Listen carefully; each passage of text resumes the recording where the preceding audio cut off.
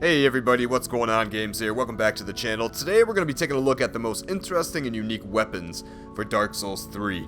We're not going to be taking a look at damage, what's the best for PvP, nothing like that. Just the actual design of the weapon, what it actually does, if it has anything special about it, and so on and so forth. Before we get going, there's a ton of weapons in this game that are awesome.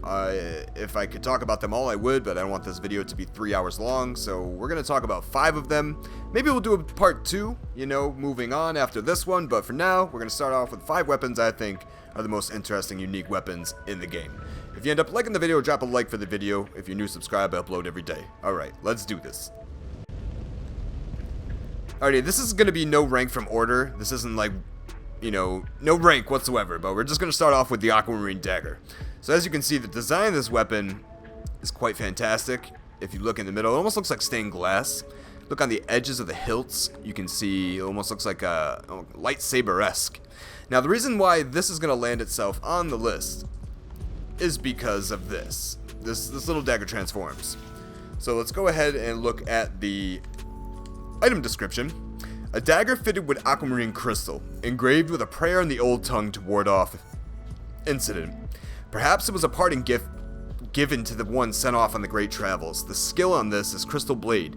Release magic from the aquamarine crystals, creating a fleeting blue crystal blade, lengthy enough to swing as a straight sword. So there you go. This thing, when you hold L2, boom, transforms into a straight sword. So hats off to the developers. This did come out in the DLC for the Ring City, so it was the final piece of anything we got for Dark Souls 3. But just the simple fact that, they started thinking out of the box and kind of brought, Bloodborne-esque weapons into the mix is pretty cool. So with this weapon here, when you run with it, if you hit L2, it transforms on its own and swings automatically for you. If you do a roll and hit L2, you also get a straight sword swing. Or if we just hold the transform button, we can swing like a normal straight sword. We have heavy attack, we have light attacks. And then also, if you want, we get the dagger, the quick shwa-sha. So that's going to be one of my picks is, the Aquamarine Dagger. It's pretty awesome. Let's go see this bad boy in action. Alright, so we're just going to do a little weapon test on these poor souls here. See how the Aquamarine does. And it melts them, as you can see. So it's quite powerful weapon, especially if your enemies are weak, to magic. But all in all, it is a very versatile weapon, man. You'd be surprised. You don't see it a lot going around the world of Dark Souls 3, to be honest with you. But for me, again, one of the most unique weapons. Let's go on to the next out of the 5. Alright, next up for the most interesting unique weapons is going to be Freed's Great Scythe. So as you can see here, we have the frost that's coming off the tip here. But if you look on the back, you get the dual scythe, if you want to call it. And when we hit L2, that comes out, and it is a scythe made of frost magic, which is badass. And then we get the, anime awesome weapon art that follows with it. Also, we get the ice explosion that comes up. So again, just very creative weapon from FromSoft here. They took a scythe and they elevated it, as Gordon Ramsay would say. You elevated the scythe. So if we look at the description here, a great scythe wielded by Sister Elfriede with a curved blade thinly coated by painted world frost that easily breaks the guard of shields. That is also good to know. In the painting, the scythe is a symbol of long-lost home, possibly explaining Elfriede's preference for it. So the skill, Elfriede's stance, conjure a magic-bladed support scythe into the left hand, while the great scythe remains in the right. A stance derived from Elfriede's former swordsmanship. Use normal attack to leap forward and swing twice, or strong attack to coat the earth with running frost, to which it explodes. As you guys know, that's the ice thing here. But again, to, take the scythe and make it as badass as they did with this one is just a good job, in my opinion, on FromSoft, dude. I remember when I first saw this thing when this DLC came out. I was like, oh man, time to go anime all over anyone's ass. And they all loved it. We all fucking were flying around the arenas for a good solid week. Like, dun-dun-dun-dun-dun. So, let's go see this bad boy in action. Alright, now for the weapons test. Let's try just the blade by itself without the magic. 2 swings, that's going to drop them. These things seem like they're real weak to magic, huh? Alright, now let's try the anime combo here. Actually, let's try the frost first. Into the anime combo. Oh my god, the frost killed. Did it? Yes, it did. So as you can see, the scythe right here is pretty good. Especially, it's good for PvP and PvP. both, I'd say, but it's powerful. And it's cool because you got options, you know what I mean? You can just run around like this, or you can just turn into the badass, pull that out. So this is gonna be my next pick for, you know, most interesting and unique weapons. Next weapon I want to look at is going to be the immolation tinder. So this weapon, you know, speaks for itself. I think the design of this weapon is badass, dude. Like, it's on fire all the time and just, it looks awesome. Now, the reason why this is going to land on a list is because of this. Not that, just kidding. That's part of it. Because of this. This thing is a halberd that can effectively cast, you know, sorceries, which is awesome. When I first found, I think I get this from a drop from one of the witches, but for the design of it, the way it functions, dude, the reach is great. It's quite the weapon. So if we go into the description here, profane flame wielded by the, not even going to attempt to say that, Etherealian, there we go, witches have frigid spirits roaming the Borough Valley. This torch, both a weapon and a staff, is enshrouded in an everlasting flame. The skill, punitive flame, punish foes with a flame that blankets the ground. So, you know, you can cast with it, or you can throw out the weapon art with it. Yeah, that's probably a great roll catch right there. But just for the fact that you can also cast is just, it's great. You know what I mean? People say, I don't see this weapon much either. It may not be the best, but it is really freaking cool. Especially when you have the sorceries coming out of it like that, you know, with the tip on fire. I think it looks pretty crazy and badass. Alright, do a little weapon test on her. First we'll shoot a old moonlight from it, fully charged. One shot drop. Now we'll try out the weapon art here. Not quite a one-shot drop, but close enough. And this is level 150, by the way. Alright, let's try a soul spear. I'm gonna have to give you 2. Boom! I love being it's so good being a sorcerer, just being away from the danger, you know? And then for this one, we'll old moonlight it. Actually, we don't want to old moonlight it. Let's hit them with the R1s. Just some simple stuff. Yeah, let's not too shabby. So, immolation tender, pretty cool. Awesome design weapon. Functionality's great, you know. On to the next. Next up on the list is going to be the Crucifix of the Mad King. One look at this weapon is going to kind of say it all, dude. This weapon is probably the most badass looking weapon in the game, if not one of them. Let's check out the item's description here. A cross spear hung with a malformed corpse. Once a Mad King was born to the Pygmy royalty, and Shira, Knight of Philinor, put him to rest. But Shira's cross spear, unable to kill the Undying King, only pinned itself to him. Shira delivered them together to a dark room, where she stayed and held them close. The skill weapon art of this bad boy is called Mad King's Folly.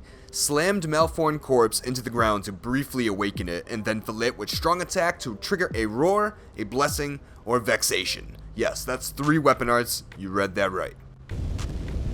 So this is also going to land itself here, like I said, for the random weapon arts. So, let's try the first one. Slam it to the ground, wake him up. That's Perseverance. Beautiful. That's going to give us Perseverance. You guys know what that is. We cannot be stunned out of our hits. There's another one where it's going to give us the Explodey Bomb here. And when our opponent, we get next to our opponent, we have to roll right before it explodes. It will hurt us as well. And then there's last one. That's going to be a Scream. Oh, I thought we were going to get all 3 perfect RNG. I was about to poop. It almost happened. One more try for the Scream. Now we get Perseverance. Alright, then the next one. This will be the Scream. I can feel it. I can feel it in my bones. Alright, he does scream, and it does knock your opponent over. It exists. And it's right here. Just kidding. Right here. There it is. First try. There's the scream. So that's the Crucifix of the Mad King. I think it's an amazing weapon, dude. Amazing design. I actually saw someone get a tattoo of this weapon. I actually posted it in my community. It looks came out really well. The random weapon arts, dude, and then a little tip for this, if you use it, guys, because it has inherent dark damage, if you buff it with the dark blade, throw some faith into it, you're going to be hitting with huge damage numbers. So let's go see this bad boy in action against these little nasty things outside the cap. It's going to be interesting to see what it gives us for from the weapon art. Oh, it killed it. The smack of the weapon art killed him. God damn. Okay, alright. Here, I give him a charge R2. This great roll catch. Oh, Yeah, let's do it kind of far away, see if we can actually hit him with it. Oh, I fucked that up.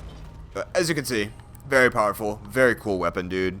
Crucifix of the Mad King is awesome. So let's go on to my last and final pick for the video for the most interesting and unique weapons in Dark Souls 3. By the way, like I said, this is going to be part 1.